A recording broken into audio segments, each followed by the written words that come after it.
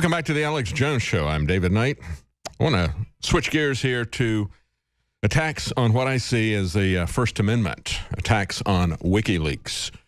And I think this headline from Andy War says it all. Attorney General Sessions seeks to jail publishers of leaks. This is the essence of what we're looking at here. And when you look at the most recent anger that we've seen from Pompeo about CIA Director Pompeo saying, hey, these people are our enemies. We need to do something about it. I think it has a lot to do with Vault 7 coming out. And when I look at Vault 7, I have to wonder, because I had some people point this out, I don't know if these hacks that they had funded and curated, I don't know if those were classified. Many people said, well, you know, they're not going to be classified, because if they were classified, then the CIA that is pushing these things out onto your computers, sprinkling them out in the public domain, they would be distributing classified information and they could go to jail. Wouldn't that be interesting? So they don't classify these hacks, this code that they're putting onto your computer. They don't copyright it either because they want to keep it secret. And they don't control it either because it leaked out and it was out there. One of the things that WikiLeaks was doing was warning people about this so that the different internet providers and software companies could fix the holes that the CIA had exploited to give you, the citizens of America, the citizens of all over the country, all over the world, to give all of us who aren't part of this deep, dark, secret state, to give us the ability to protect ourselves, not just from them, but from any criminals who might get this information, use it to steal our identity or steal our bank account or do any number of things, because we are all at risk when the CIA creates these burglar tools and puts them out for everybody to use and then tells different companies that have relationships with them, don't fix those holes. So WikiLeaks put that information out there. A lot of the companies did not want to have any more information about that, did not correspond to them, did not fix the holes. They've left these things vulnerable. So you have a lot of very powerful multinational corporations, part of the military-industrial complex, the military-industrial surveillance complex that is now working with the CIA. They're also going to be exposed and shamed and humiliated by WikiLeaks because they're going to talk about who is not fixing the vulnerabilities in their software. They've already mentioned that Google didn't seem to be very responsive. I don't know if that's changed since then. But they said they're going to put out a list talking about those who wanted to fix it and those who didn't. They said, for example, Cisco was very interested in fixing their stuff. And others, they mentioned saying, hey, they got in contact with us. We've been working with them to fix the vulnerabilities in their software. But others who have relationships with the government don't want to do it. But I want to talk about the legal aspects of this. We have this story on the Washington Post saying that the Justice Department is debating charges against WikiLeaks members because of CI materials and so forth and so on. And of course, it's interesting that the Washington Post for many years, and so does the New York Times, they publish people who are whistleblowers. You know, I mean, when people expose criminal actions by our government, should we, the people, not know that? I think that New York Times and CNN and Washington Post and WikiLeaks and InfoWars, anybody who publishes that, I think we ought to be grateful that that kind of information is published. Instead of throwing the whistleblowers in jail, throwing the journalists in jail, which is what Obama wanted to do. Obama put more journalists and whistleblowers in jail using a 100-year-old act, the 1917 Espionage Act. He put more journalists and whistleblowers in jail than all the other presidents before him combined. So is this going to be the continuation, the continuing policy of the Trump administration? I hope not. I hope not. And the attorney for Julian Assange, his name is Barry J. Pollock, said that the Justice Department officials had not discussed with him or Assange the status of any investigation, despite his request that they do so. He said there was, quote, no legitimate basis for the Department of Justice to treat WikiLeaks differently than it treats other journalists. He said the fact of the matter is, well, of course, they've tried to jail journalists. When you expose their criminal actions, they don't do anything to the people who are violating the law, violating the Constitution, violating the trust that has been put in them, the blind trust that we put in these people, because we're not allowed to see anything that they do. They operate in the dark. Trust me, it's a matter of national security. I can't tell you anything about it. They redact and black out everything. That's what you ought to be ashamed of and angry about. But they're not ashamed of it. And the American people aren't angry enough about it. And so what they do is they jail the whistleblowers, they jail the people who expose the crimes, but the criminals in the government stay there. He said, the fact of the matter is, this is Julian Assange lawyer, Pollock, however frustrating it might be to whoever looks bad when the information is published, WikiLeaks is a publisher, and they are publishing truthful information, folks, and it is in the public's interest. Truthful information in the public's interest. Democracy, he said, thrives because there are independent journalists reporting on what the government is doing. I mean, even the Washington Post, they've changed their moniker, and it's a pretty stupid moniker, especially when you look at the way the Washington Post is slanting the information. But, of course, their subtitle, their new motto is, democracy dies in darkness. Well, it does die in darkness. If you're allowed to hide all this information, and if you're allowed to, are they going to then, if WikiLeaks or a whistleblower exposes this, I mean, is it okay for the Washington Post to publish something that a whistleblower puts out, but if WikiLeaks does it, WikiLeaks is going to go to jail? What if WikiLeaks publishes it first and then the Washington Post quotes what WikiLeaks puts out, or they link to what WikiLeaks puts out? Is then the Washington Post going to go to jail? Do you understand there is no end when we get on this slippery slope of censorship to say that we can't know what's going on with our government, even when it's violating the laws? WikiLeaks lawyer Pollock noted the course of the Obama administration has been no shrinking violet when it came to pursuing reporters and journalists. Like I said, they've arrested more in the last 100 years than all the previous presidents combined. And remember, we had the CIA director, the new CIA director, called WikiLeaks a non-state hostile intelligence service.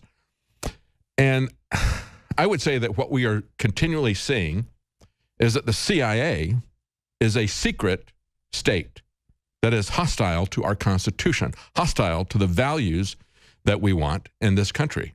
They don't make us safer. They make us less safe. Vault 7 is a good example of it. They collect and create these burglar tools and leave them out there for anybody and everybody to use. And they tell these companies, don't fix the vulnerabilities that they've worked with to create these vulnerabilities.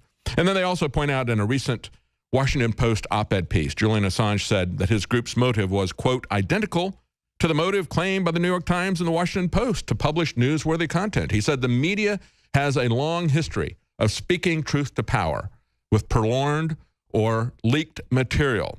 And he gives some examples. Jack Anderson's reporting on the CIA's enlistment of the mafia to kill Fidel Castro. Maybe the public should consider whether they want the CIA doing that type of thing.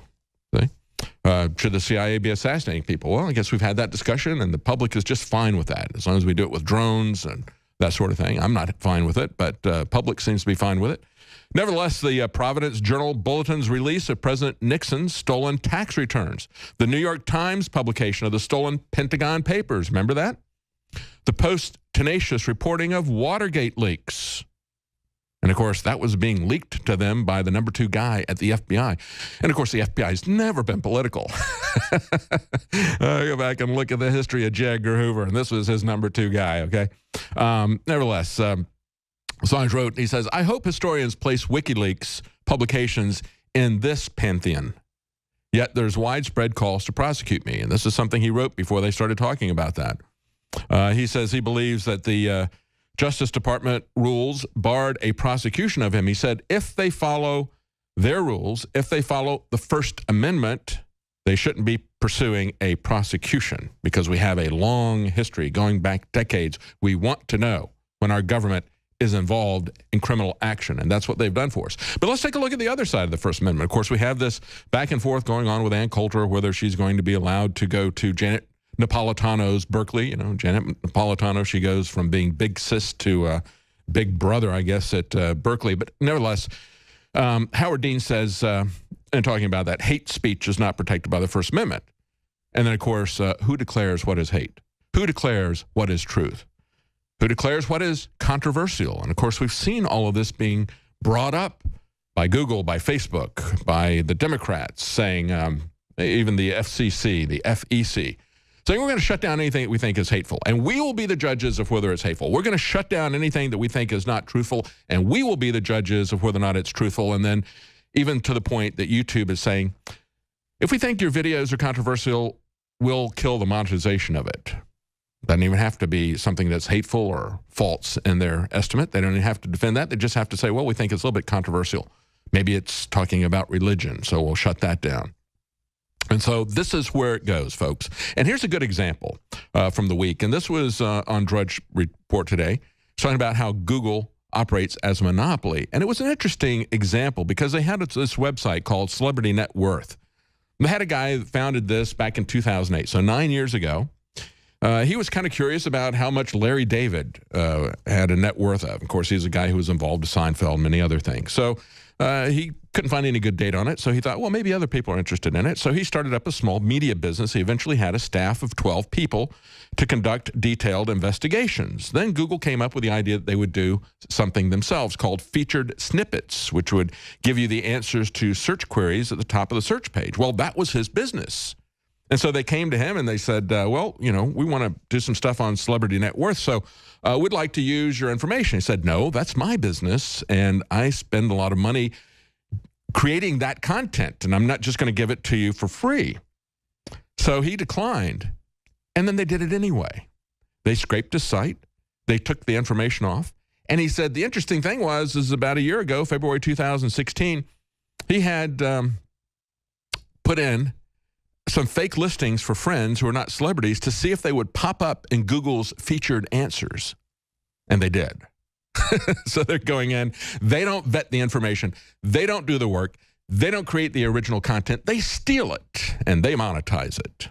But the other part of this is that they're not just taking over somebody's business.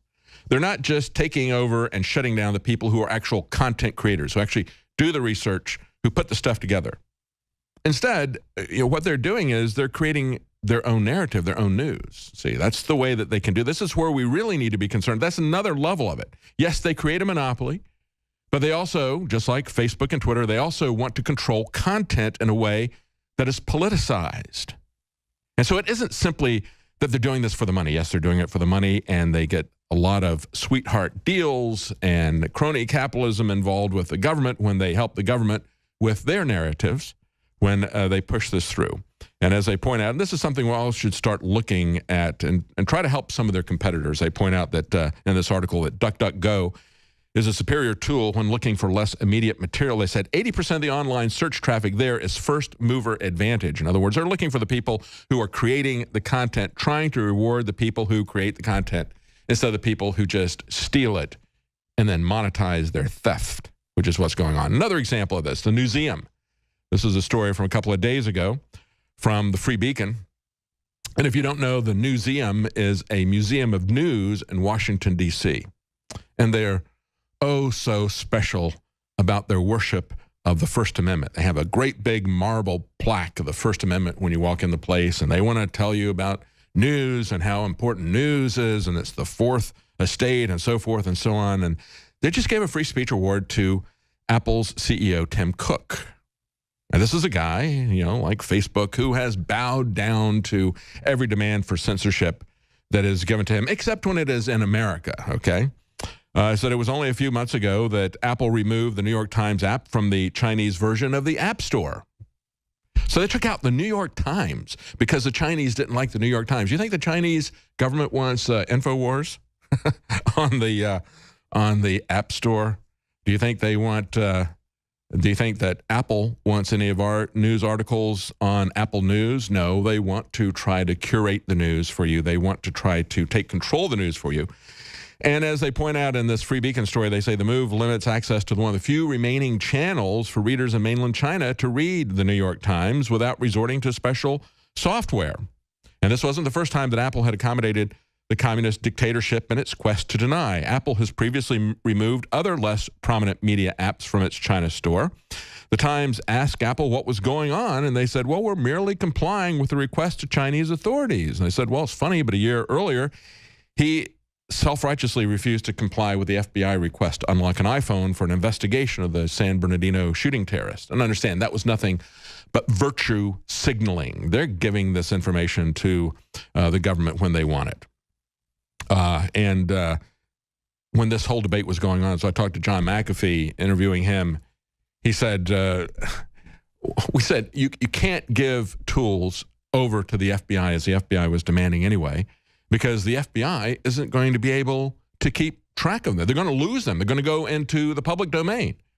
And that was, a couple of months, several months before we saw Vault 7, which showed that the CIA's hacking tools got out into the public domain. So John McAfee was exactly right. They're not going to protect your privacy.